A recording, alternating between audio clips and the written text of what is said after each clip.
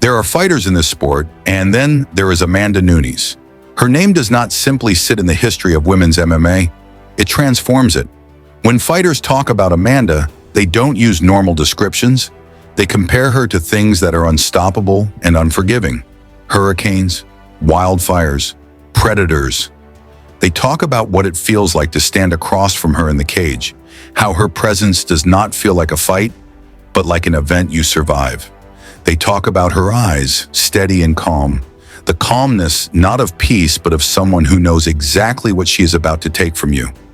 This is the story of what fighters mean when they reveal how savage Amanda Nunes really was. Amanda's path didn't come from comfort or privilege. She was born and raised in Pojuca, Bahia in Brazil, a place where success was not expected, and struggle was not something dramatic, it was simply daily life. Her mother worked in education, her father was a carpenter, and the conversation around money was always short because there wasn't much to discuss. She didn't enter martial arts because she grew up dreaming of fame or world championships. She entered because fighting was the first place where the world did not feel like it was pressing her down. It was the first place she felt like she had gravity of her own. She started in capoeira, a martial art that blends rhythm and dance. But inside Amanda was not rhythm. Inside her was something heavy, thunderous, direct. When she stepped into jiu-jitsu and boxing gyms at 16, it was like something inside her finally found shape. Coaches say that the first time she hit pads, they had to reset their stance. She didn't punch like someone learning. She punched like someone releasing something. And everyone around her knew it without needing it explained. Amanda didn't train to keep up with others. She trained because something inside her needed to be pushed forward, unleashed, sharpened. When she began fighting professionally, she started in smaller organizations. No cameras, no massive arenas, no media attention. Just her and whoever was placed there to try their luck. From the very beginning, the pattern was the same. Amanda did not fight cautiously. She did not wait or measure. She moved forward like that was the only direction that made sense. She didn't fight to win by points. She didn't fight to win by decision. She fought to end you. Her strikes were not just powerful, they were purposeful. When she threw, she meant it. When she took you down, it was not to hold you there. It was to finish what she started. You could see it in every movement. She was not here to play the game of strategy. She was here to impose something absolute. But even storms have limits, and Amanda faced hers early. Losses to Alexis Davis and Kat Zingano exposed something that had nothing to do with strength and everything to do with pacing. Amanda would explode early, dominate the opening rounds, and then her gas tank would drain. When her body slowed, her defenses faded. And when that happened, the fight could slip through her fingers. Critics didn't hesitate. They said she didn't have the conditioning. They said she didn't have the discipline. They said she would never last at the top. The insult was always the same. She breaks when it gets hard. A weaker fighter would have believed them. A weaker fighter would have adjusted to fight safer, smaller, softer. But Amanda is not built like that. Instead of crumbling, she took every criticism and used it as material to rebuild herself. She didn't just work on cardio. She rebuilt her training philosophy, her pacing, her discipline. Now it had calculation. Now the storm did not burn itself out. It sustained. Once Amanda solved the endurance problem, something terrifying happened for the rest of the division.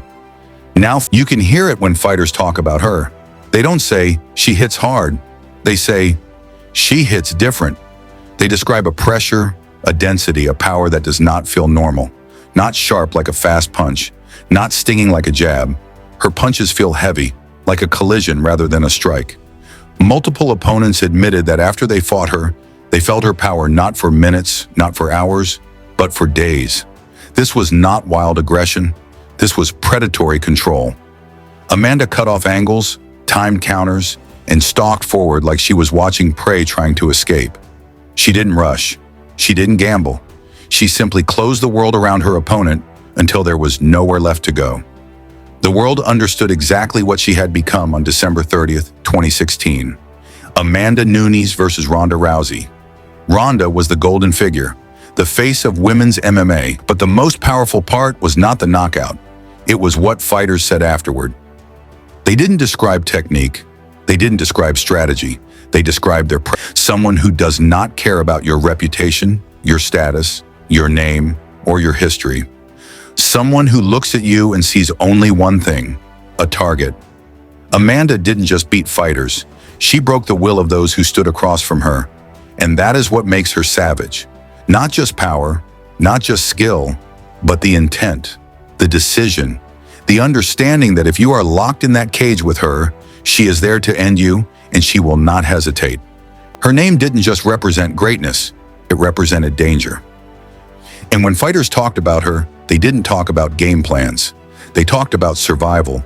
They talked about trying to stay calm in a cage with someone who did not fear them, who did not hesitate, and who did not blink. Amanda had reached a level of control that was frightening. She didn't waste any movement. She didn't chase. She didn't need to. She was patient in the way a predator is patient. The kind of patience that comes from certainty. Then came the fight that would cement her legacy forever. Amanda Nunes versus Chris Cyborg. Before Amanda, Cyborg was the monster. The fighter everyone whispered about. The fighter others avoided. The fighter whose power made even champions cautious. If Amanda was a storm, Cyborg was a wildfire. This was not just a title fight. This was a collision between two forces that were used to breaking others. Most believed Cyborg would overwhelm Amanda the same way she had overwhelmed so many before, but Amanda did not walk into that fight as the underdog. She walked in like someone who already knew the outcome. When the fight began, Cyborg came forward aggressively, throwing power shots. Amanda didn't back up. She didn't hesitate. She met fire with fire. The difference was precision. Amanda's punches were shorter, sharper, cleaner. Cyborg swung with force, but Amanda struck with direction. Each strike from Amanda landed exactly where it needed to. It wasn't just violence, it was targeted destruction. When Amanda connected, Cyborg's expression changed. That moment, that split second, is where fighters say they truly understand who their opponent is. And in that moment, Cyborg knew Amanda was not just powerful, she was heavier, she was final. And then, just like that, Cyborg fell. The unbreakable was broken. The unstoppable was stopped. After the fight, Amanda didn't scream. She didn't run around the cage in celebration. She simply raised her arms, calm and collected, like she had simply done what she came to do. And fighters noticed that. They noticed how normal destruction looked to her, how chaos didn't affect her heartbeat. Being a double champion wasn't the important part of that moment. The important part was what it meant. Amanda didn't just hold two belts. She held the truth, that she had defeated the greatest threats in two divisions and made it look effortless. Very few fighters in history have ever done that. Even fewer have done it with that level of control. Then came the era of defending. Holly Holm, Felicia Spencer, Germaine de Randamie, Megan Anderson, Juliana Pena. Each fight had its own challenges. Each opponent brought a different threat. But the impression from those who stepped into the cage with Amanda remained the same. They didn't describe being overwhelmed by speed or confused by footwork. They described being outmatched in presence. Fighters said that being trapped against the cage with Amanda did not feel like a tactical situation. It felt like being hunted. They said when she walked toward them, it felt like the space behind them disappeared, like the cage walls closed in, like the air got heavier. They said there was something about the way Amanda looked at you. Not angry, not emotional, just certain. Certain that you were going to break before she did. And yet, even the greatest are tested. Juliana Pena was not supposed to win when they fought for the first time. But on that night, Amanda was not physically her best.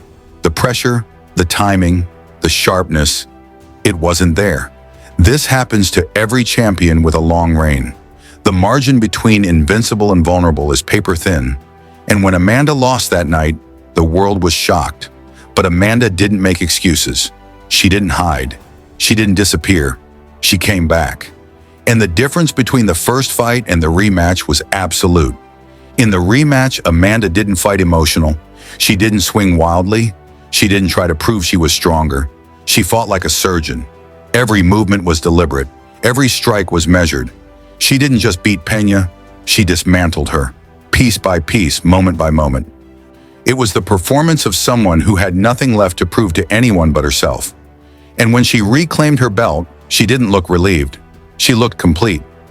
What separates Amanda from most champions is not just her power or her skill. It is the understanding that fighting is not only physical, it is spiritual. When fighters talk about facing her, they don't say, "She hit me hard." They say, "I couldn't stop her." They say, "It felt like she was still strong in places where others break." They say, "She didn't hesitate, ever."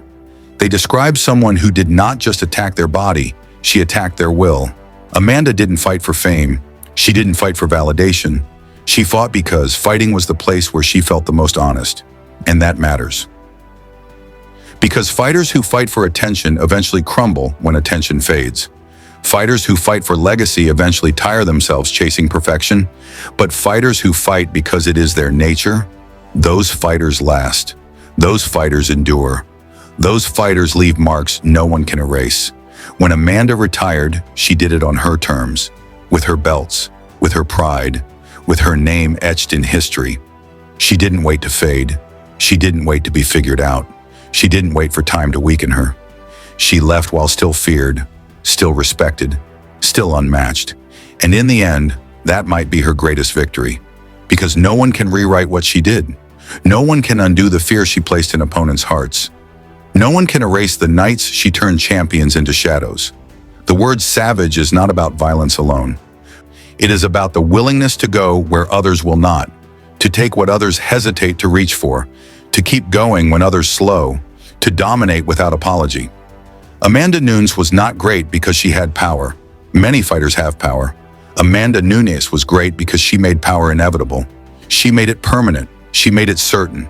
And when fighters speak about her now, they do not tell stories of technique or strategy. They talk about the feeling of being hunted, the feeling of being overwhelmed, the feeling of standing across from someone who does not doubt herself for even a second. That is what makes Amanda Nunes savage. That is why her legacy will not fade. She didn't just win fights, she ended eras. She didn't just dominate opponents, she took away their confidence. She didn't just become champion, she became the measure, the standard, the one everyone else is compared to and falls short.